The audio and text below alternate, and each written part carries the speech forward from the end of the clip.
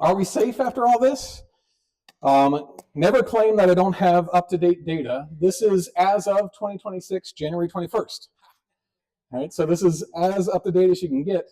This is showing in this first graph 1 kilometer or larger near-Earth asteroids. So 1 kilometer or larger, that's global damage, right?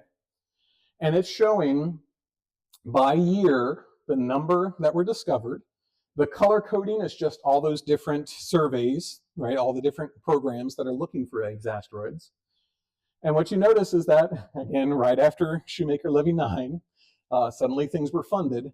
They started looking for these things. They found a lot by the time they got into the early 2000s. And then since then, it's been trailing off to where they're only finding a handful every year. What does that hopefully suggest? Yes, we've found most of the big ones, right? And again, you can do statistical analysis on this to show that we've probably found at least 95% of the kilometer or bigger near-Earth objects that are out there. That's good, right? This is 140 meters or larger. So again, 140 meters is kind of that threshold where it could destroy a city, for example. And same plot, and you notice that it's been growing, and there's been a little bit of a leveling off, which is starting to suggest that we've kind of hit the peak of finding them. And there's still more to find, but at least we're on the right track for finding all the possible 140-meter asteroids that are out there.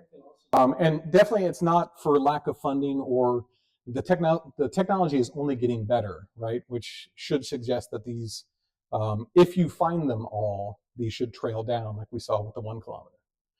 Now, maybe a little bit more discouraging is this is all near-Earth asteroids, so any size.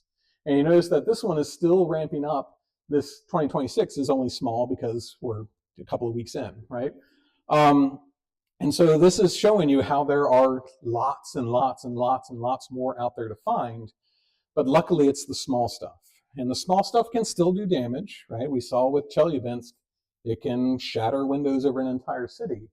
But smaller things are still out there. They're still dangerous. That's why it's still worth funding all these programs that are looking for these things. Because even if we can't deflect it with these small ones, which is probably the case because we really won't know about them until a week out, maybe a week and a half out. And you say, well, what the hell are we going to do a week or week and a half out? If it's a smaller one, that means it's only going to affect a metropolitan area. You can, as best you can, evacuate a metropolitan area in a week, week and a half. And if you narrow down, if you monitor these things as best you can hopefully narrow down where that impact is going to happen enough so that you can do a reasonable evacuation. And so even though these small ones, we probably won't be able to deflect, we can at least get notice out hopefully in time.